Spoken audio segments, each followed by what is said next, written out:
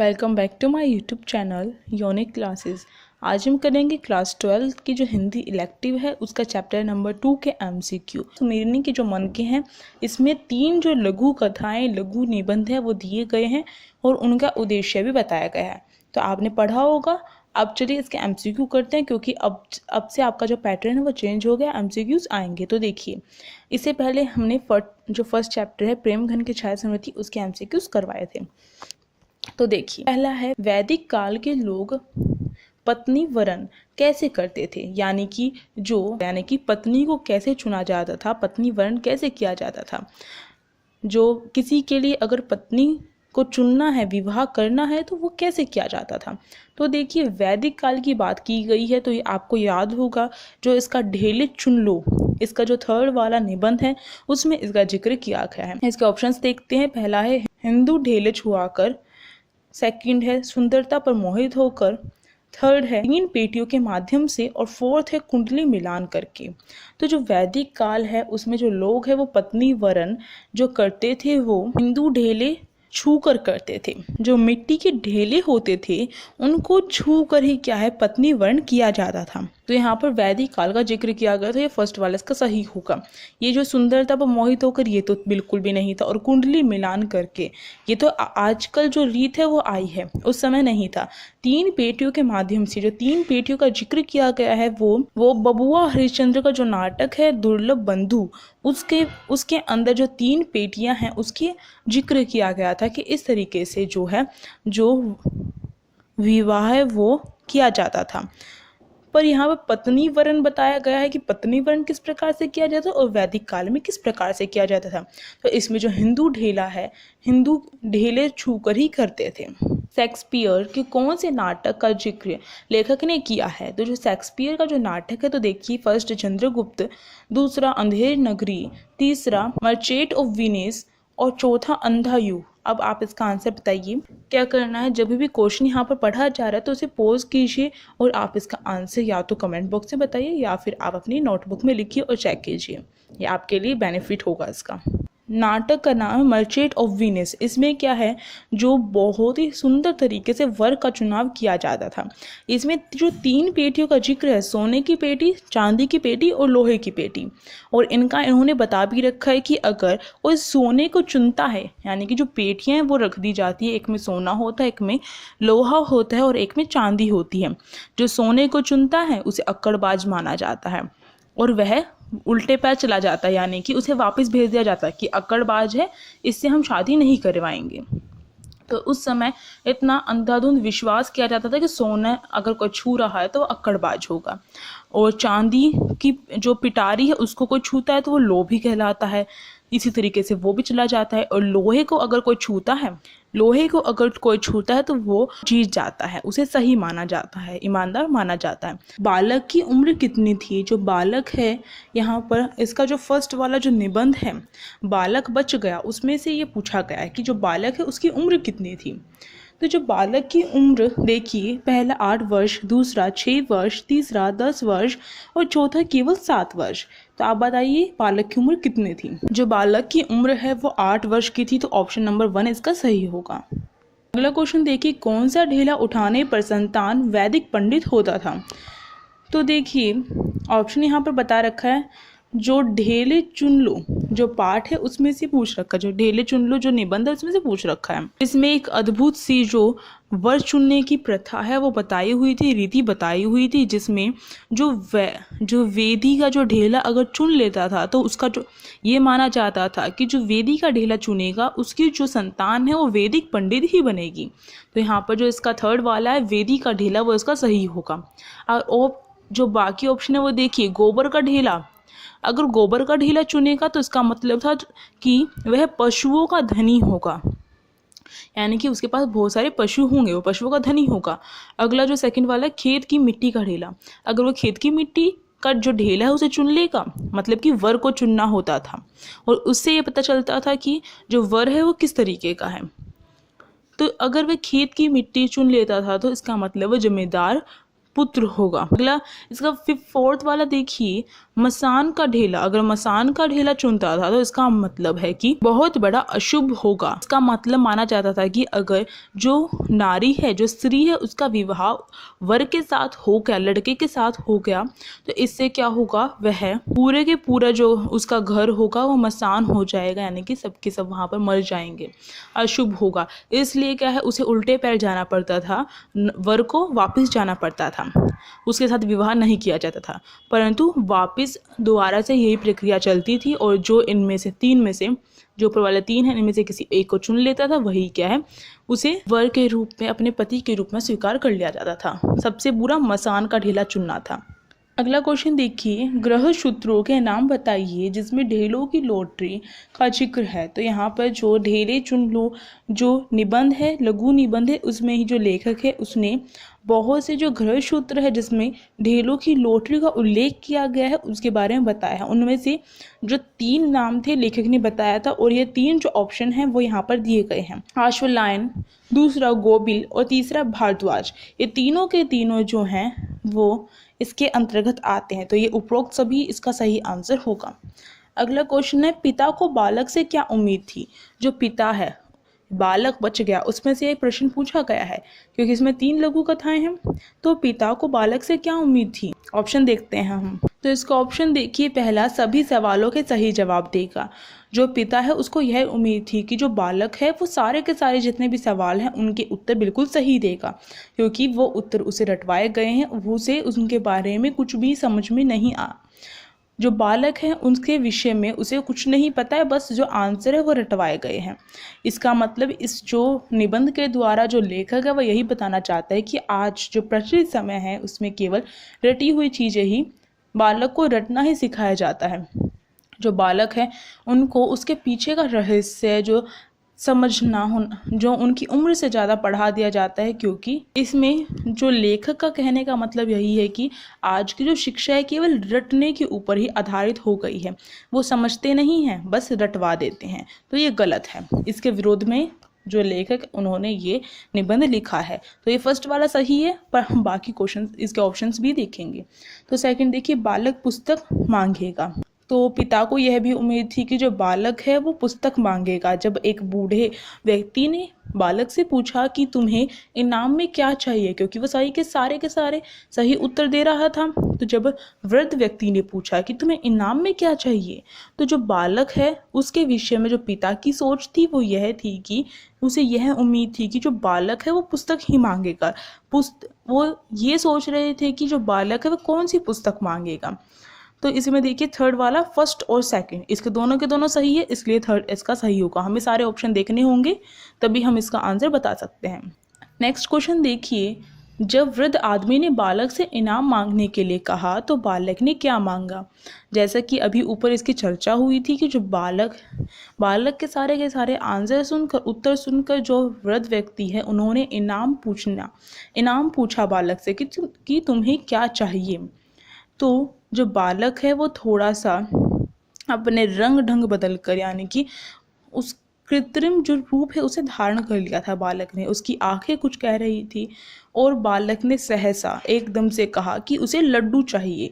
तो इसका जो थर्ड वाला है लड्डू, वो इसका सही होगा। तो इसे देखकर जो लेखक है उसे संतुष्टि मिली कि हाँ, अभी बालक में जो बचपना है वो बचा हुआ है।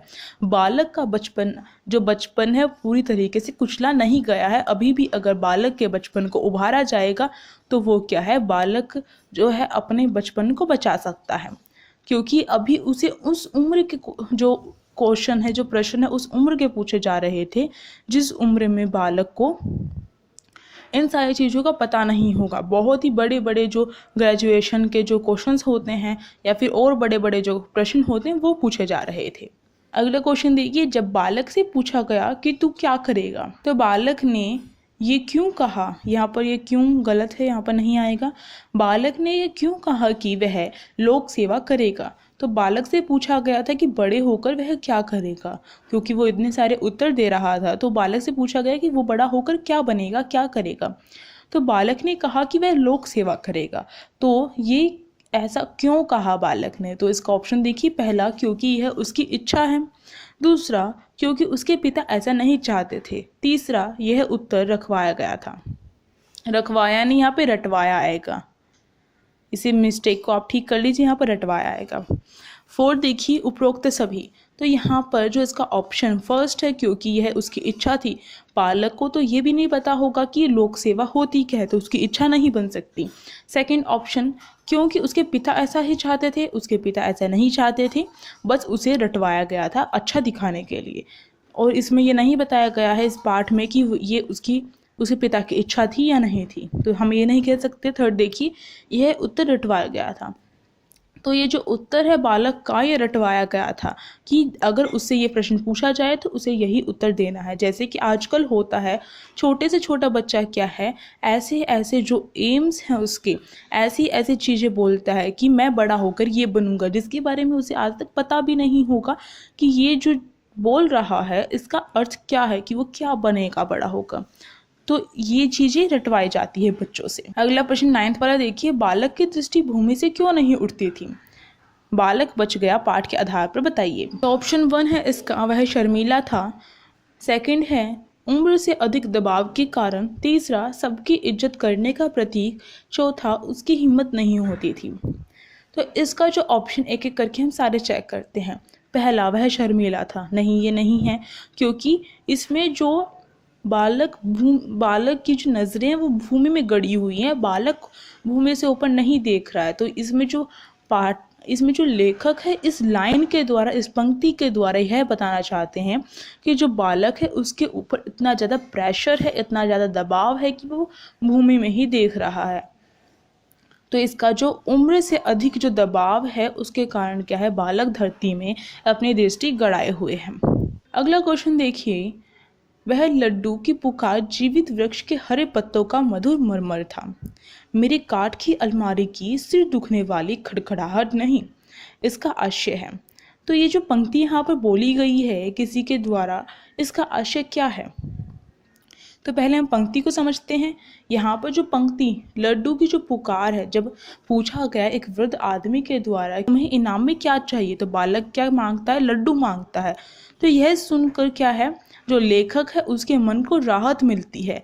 जैसे कि एक जीवित वृक्ष के जो हरे पत्ते हैं, जैसे कि इसका मतलब हमें बताया गया है कि जिस प्रकार से एक वृक्ष में कुछ हरे पत्ते हैं जिससे क्या है उसके जीवित होने का प्रमाण मिलता है, इसी तरीके से बालक ने जब लड्डू की मांग की तो इससे क्या पता चलता है, अभी बालक का बचपन बचा हुआ है, उसे बचाया जा सकता है। अगला इसमें जो लेखक है वो कहता है कि ये जो बालक की पुकार थी लड्डू की, वो मेरी काठ की जो अलमारी है उसमें से जो आवाज़ आती है खड़खड़ाहट की, वो नहीं थी, वो मेरे कानों में चुभने वाली नहीं थी। जैसे कि अभी तक जो बालक से जितने प्रश्न पूछे जा रहे थे, तो जो लेखक है उसके कानों में दर्द हो रहा था, क्योंकि बच्चे की उम्र से अधिक वाले प्रश्न पूछे जा रहे थे और वो फटाफट उसके उत्तर दे रहा था, जिसमें यह दिखाई दे रहा था कि बालक के बचपन को कुड़ेदा जा रहा है, कुचला जा रहा है। तो वो जो प्रश्न के उत्तर हैं वो लेखक सुन नहीं पा रहा था इसमें उसके। तो अब जब वह लड्डू की मांग करता है तो लेखक को राहत मिलती है। लेखक को उसकी जो ये लड्डू की मांग है, ये पुकार है, ये काठ की अलमारी की तरह सिर दुखने वाली नहीं लगती, बल्कि एक जीवित वृक्ष के पत्तों की तरह लगती है। अब देखते हैं, हम इसका आशय हमने समझ लिया है। अब देखिए, पहला, लेखक का दम घुट रहा था। दूसरा देखिए, लड्डू की मांग से अब उसे लड्डू देना पड़ेगा। तीसरा, बालक का बचपन बचने की आशा थी। और चौथा, फर्स्ट और थर्ड दोनों। तो फर्स्ट और थर्ड दोनों नहीं होंगे, क्योंकि इन पंक्तियों में जो लेखक हैं उन्होंने केवल जो आशा है बालक के बचपन की, जो बालक का जो बचपन है उसके बचने की जो आशा है वही दिखाई गई है। यहाँ पर दम घुटने वाली जो बात है वो नहीं बताई गई है, केवल ये उदाहरण दिया गया है काठ की लकड़ी का, पर यहाँ पर दम घुटना नहीं है। लेखक का दम कब घुट रहा था? इससे पहले, जब वह उत्तर दे रहा था प्रश्नों के जो उसकी उम्र के नहीं थे, जब जो है लेखक का दम घुट रहा था, परंतु अब नहीं घुट रहा है। तो इसका जो इसका जो थर्ड वाला है, बालक का बचपन बचने की आशा थी, यानी कि यहाँ पर है होगा, ये इसका सही है। अगला क्वेश्चन देखिए, घड़ी के पुर्जे का प्रतिपाद्य स्पष्ट कीजिए। प्रतिपाद्य का मतलब क्या होता है? प्रतिपाद्य का मतलब होता है उद्देश्य क्या है इसका लिखने का।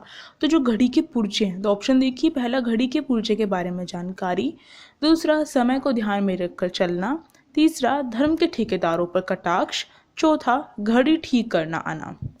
तो इसका जो ऑप्शन नंबर थर्ड है, धर्म के ठेकेदारों पर कटाक्ष, यानी कि जो धर्म के उपदेशक है, धर्म के ठेकेदार है, जिनके हाथों में धर्म है, उनके ऊपर ये कटाक्ष है। यहाँ पर जो घड़ी है वो एक प्रतीक के रूप में ली है लेखक ने, जिसके द्वारा वो किन के ऊपर कटाक्ष कर रहे हैं, किन के ऊपर जो है वार कर रहे हैं, वो धर्म के ठेकेदारों पर टिप्पणी कर रहे हैं। लेखक जो धर्म के ठेकेदार हैं उन पर टिप्पणी कर रहे हैं, इसके लिए इसका थर्ड वाला ऑप्शन सही है। देखिए नेक्स्ट क्वेश्चन है, परदादा की घड़ी जेब में लिए फिरते हो, वह बंद हो गई है, फिर भी दूसरों को हाथ नहीं लगाने देते, इसका आशय स्पष्ट कीजिए। तो पहले हम समझते हैं कि इन पंक्तियों में जो लेखक है उसने क्या कहा है। यहाँ पर बताया गया है कि जो परदादा की घड़ी है वो इतने सालों पुरानी होती है, उसे जेब में डाले फिरे, उसे जेब में रख रखी है, परंतु वो बंद हो चुकी है, फिर भी किसी और को नहीं दिखा रहे हैं।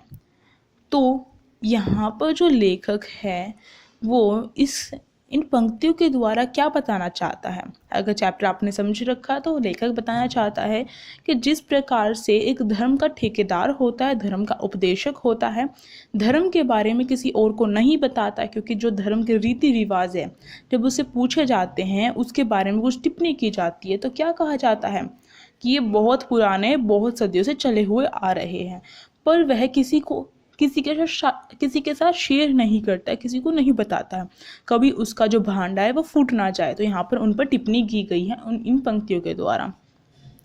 तो अब देखिए ऑप्शन देखिए अपना फर्स्ट, अपनी पुश्तैनी घड़ी को किसी को नहीं देना। तो पुश्तैनी घड़ी को किसी को नहीं देना ये ऑप्शन नहीं है, क्योंकि अभी भी हमने इसका आंसर स्पष्ट देखा है। सेकंड देखिए, स्वयं को समझदार समझना, ये भी नहीं है, क्योंकि यहाँ पर धर्म के जो ठेकेदार हैं उन पर कटाक्ष किया गया है। थर्ड देखिए, धर्म उपदेशक धर्म के बारे में कुछ जानकारी नहीं देते, ये इसका सही होगा कि जो धर्म उपदेशक हैं धर्म के बारे में किसी को नहीं बताते हैं। फोर्थ देखिए, समय के साथ बदलना आवश्यक, ये गलत है, तो इसका ऑप्शन नंबर थर्ड सही है। इसी के साथ यहाँ पर जो वीडियो है यहाँ पर ख़त्म होती है और चैप्टर भी ख़त्म होता है। अगर आपको अच्छी लगी तो लाइक शेयर कमेंट करके बताएं कैसी लगी। अगर चैनल पर नए हो तो आप सब्सक्राइब कर सकते हैं और साइड में जो बेल आइकन है उसे प्रेस कर सकते हैं, जिससे कि नोटिफिकेशन आपके फ़ोन में आ सके। Thank you.